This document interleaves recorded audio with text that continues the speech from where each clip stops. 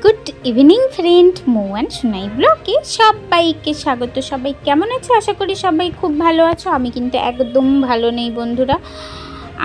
আমার দাঁতের অবস্থা খুবই খারাপ, আর পুরো অভিজ্ঞতাটা তোমাদের সঙ্গে শেয়ার করব যে রুট ক্যানেল কিভাবে করা হয়। তো পুরো ব্লগটা আজকে দেখতে থাকো, তাহলেই বুঝতে পারবে।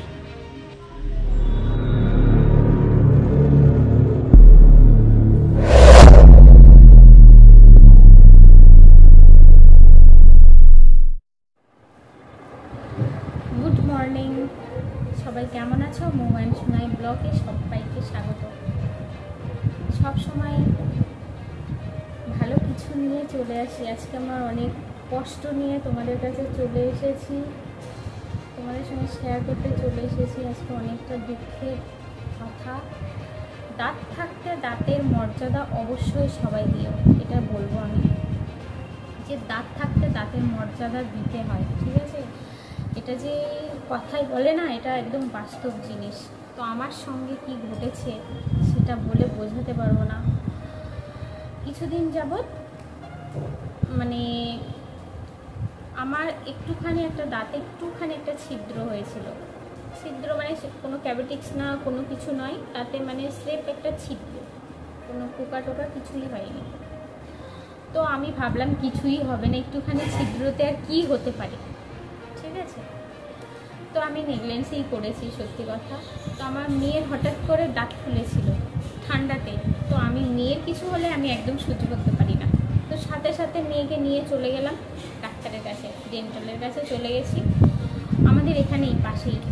তো গেলে ওর দাঁত দেখে বললে ওর ঠান্ডা লেগেছে, সাধারণ ব্যাপার, কিছু হয়নি। তো আমার মনে হলো যে আমি ওর দেখাতে এসেছি, তো আমি একটু দেখি আমার যে দাঁতটা এরকম হয়েছে, তো এর পরে ভবিষ্যতে কিছু হবে কি না সেই ভয়টা আমি একটু দেখিয়ে নিলাম, জাস্ট গেছি বলে।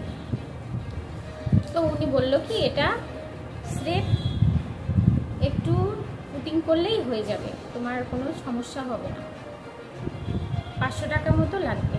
ভালো কথা। আমি কি করেছি, আমি নেগলেছিলাম একটুখানি একটা কি হয়েছে, ওতে কি আর হবে, এরকম একটা ব্যাপার। তো আমি সেটা নেগলেন্সই করে গেছি। এখন ইদানিং 1 সপ্তাহ ধরে আমার সঙ্গে কি হয়েছে, ওটা দেখি আমার দাঁতের ভেতরে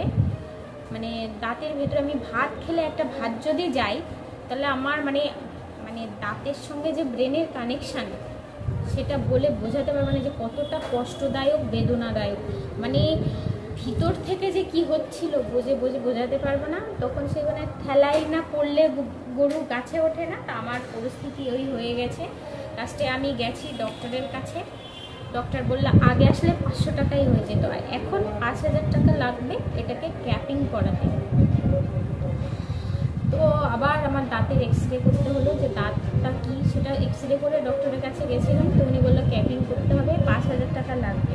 তো আমার খুব টেনশান হচ্ছে, আজকে আমি ক্যাপিং করতে যাচ্ছি, তাই তোমাদের সঙ্গে ব্যাপারটা শেয়ার করছি, মুখটা কতটা খুলে যাবে। তো ডক্টরখানাতে চলে এসেছি, আর আমাকে বলেছে এক্সরে করতে। তো এক্সরে করতেও চলে এসেছি বন্ধুরা। যারা কোনো সময় করনি, ভয় পাচ্ছ, ভয়ের কিছু নেই। যেরকম ভয় আমি পাচ্ছিলাম, আমি একটু ভীতু মানুষই বটে, আর সেই জন্য একটু ভয়ই পাচ্ছিলাম। তো ভয়ের এমন কোনো কিছু নেই, সব কিছু চটজলদি হয়ে গেছে, আর তেমন কোনো কিছু কষ্ট হয়নি। তো ব্লগটা অবশ্যই দেখতে থাকো, দেখলেই বুঝতে পারবে।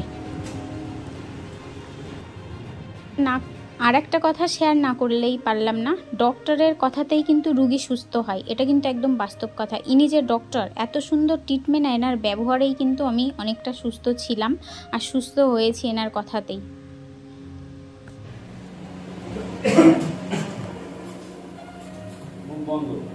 বন্ধ যখন বলবো গাড়ি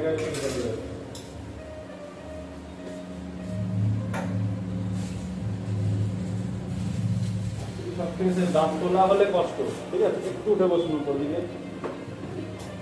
হ্যাঁ, লম্বা লম্বা নিঃশ্বাস নিন, লম্বা লম্বা বড় করে নিঃশ্বাস নিন, নিঃশ্বাস ছাড়ুন, নিঃশ্বাস নিন, নিঃশ্বাস ছাড়ুন, একদম হয়ে যাবে।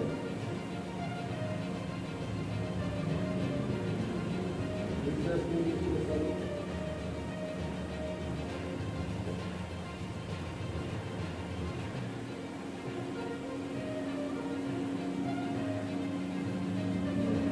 আর লাগবে না।